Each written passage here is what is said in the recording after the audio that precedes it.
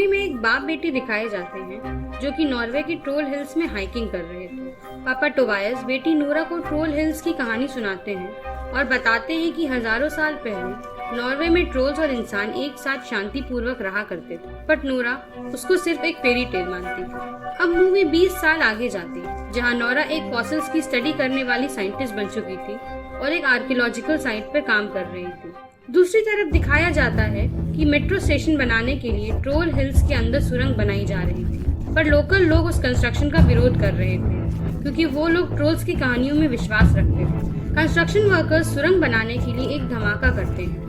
धमाके के बाद सुरंग में से एक क्रीचर निकल आता है। सारे लेबर्स भागने की कोशिश करते हैं पर मलबे में दब के मर जाते हैं। धमाके के बाद नॉर्वे की मिलिट्री द्वारा धमाके वाली जगह पर जेट्स भेजे जाते हैं जो उस एरिया के फोटोज और वीडियोस भेजते हैं जिसमें बड़े बड़े पैरों के निशान जैसे गड्ढे दिखाई देते हैं, जिसको देखने के बाद नॉर्वे की प्राइम मिनिस्टर अपने पर्सनल असिस्टेंट एंड्रियास को एक इमरजेंसी मीटिंग बुलाने को कहती है। इस मीटिंग में नोरा को भी बुलाया जाता है। उस मीटिंग में सभी का मानना था कि वो बड़े बड़े गड्ढे ग्लोबल वार्मिंग के कारण मीथेन गैस के निकलने से हुए, बट नोरा फोटोग्राफ्स को देखकर बोलती है कि ये जमीन में हुए क्रेटर्स कदमों के निशान जैसे दिखाई देते हैं।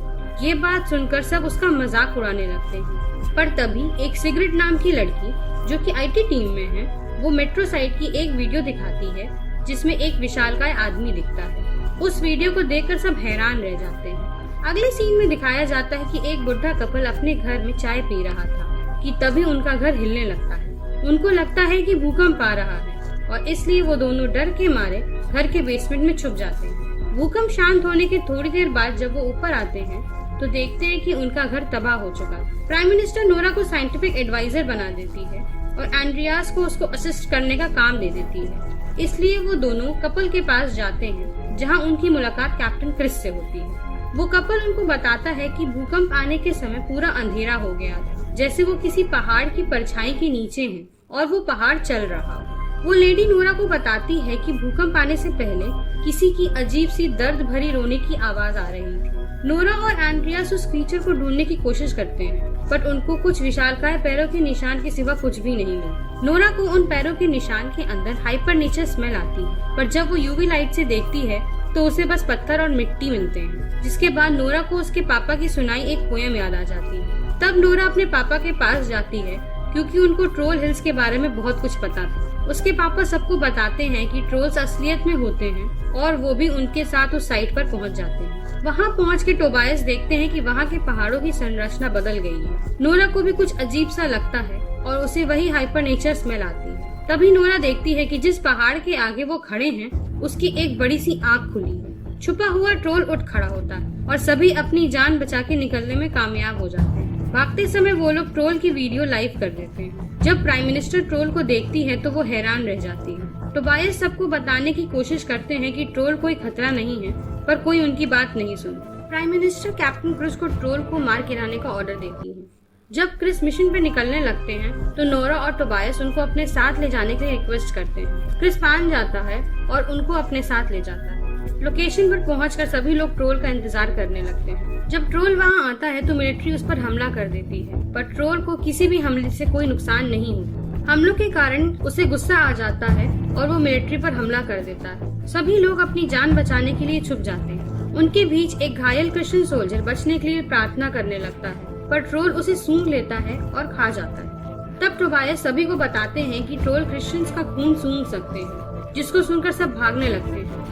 पर टोबायस ट्रोल के सामने जाते हैं और ट्रोल को शांत करा देते हैं। टोबायस ट्रोल से कुछ कहने की कोशिश करते हैं, पर तभी एक सोल्जर ट्रोल पर फिर से हमला कर देता है, जिसकी वजह से अनजाने में ट्रोल की पूंछ टोबायस को आ लगती है और टोबायस काफी जख्मी हो जाते हैं। ट्रोल टोबायस को जख्मी देखकर उदास हो जाता है और वहाँ से चला जाता है। मरते मरते टोबायस नोरा से रॉयल महल और घर के बारे में कुछ बताने की कोशिश करते हैं। अगले दिन जब नोरा अपने पापा की डायरी देखती है तो उसे पता चलता है कि ट्रोल्स क्रिश्चियंस को इसलिए नापसंद करते थे क्योंकि ट्रोल्स को चर्च की घंटियों की आवाज पसंद नहीं और वो उसे सुनकर कमजोर हो जाते हैं। नोरा को आइडिया आता है कि क्यों न चर्च की बेल्स की मदद से ट्रोल को कमजोर किया जाए और वो लोग ऐसा ही करते हैं। नोरा और क्रिस 4 हेलीकॉप्टर्स में चर्च की बेल्स लगवाकर ट्रोल के पास जाते हैं। हेलीकॉप्टर्स ट्रोल के चारों तरफ घूमते हुए बेल्स बजाने लगते हैं। ट्रोल अपने कान बंद कर लेता है और कमजोर पड़ने लगता। पर बेल्स की आवाज सुनकर ट्रोल को गुस्सा भी आ रहा था और उसी गुस्से में ट्रोल 4 में से 3 हेलीकॉप्टर तबाह कर देता है। पर जब हेलीकॉप्टर एक बच्चे और उसके पापा के ऊपर गिरने लगता है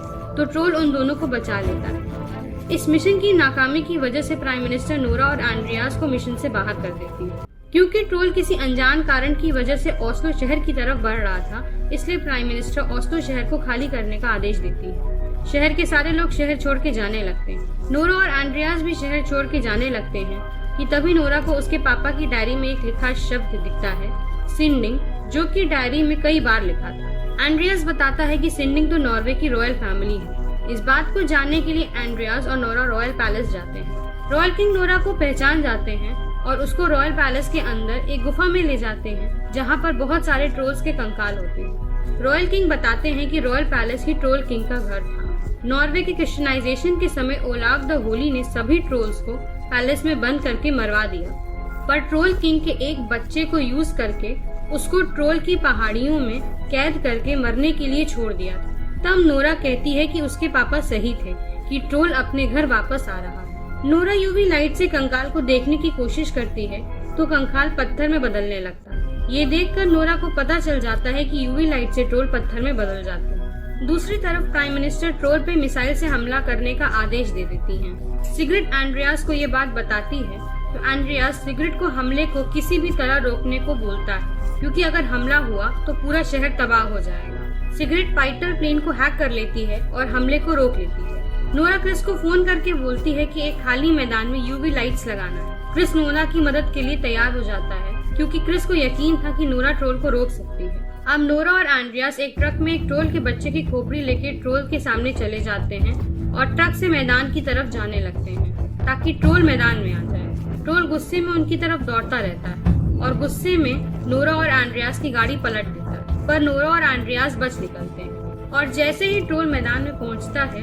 क्रिस सारी यूवी लाइट्स ऑन करवा देता है। देखते ही देखते ट्रोल पत्थर में बदलने लगता है। पत्थर में बदलते हुए ट्रोल को बहुत तकलीफ होती है। ये बात नोरा को सही नहीं लगती है और वो सारी लाइट्स बंद कर देती है, क्योंकि उसे पता था कि ट्रोल किसी का बुरा नहीं चाहता। वो ट्रोल को समझाने जाती है कि वो पहाड़ों में लौट जाए, पर जब तक ट्रोल नोरा की बात समझ पाता, सुबह हो जाती है और सूरज की यूवी लाइट्स ट्रोल पे पड़ती और ट्रोल हमेशा के लिए पत्थर में बदल जाता है। प्राइम मिनिस्टर नोरा और एंड्रियास को ओस्लो शहर को बचाने के लिए थैंक्स बोलती हैं। दूसरी तरफ ट्रोल पहाड़ियों की गुफा में पत्थरों में हलचल होने लगती है और अचानक पत्थरों में से कोई निकलता है और यही मूवी खत्म हो जाती है। अगर आपको ये वीडियो पसंद आई हो तो please like, share, comment and subscribe, ताकि ऐसी और अच्छी वीडियोस हम आप तक पहुंचा सकें।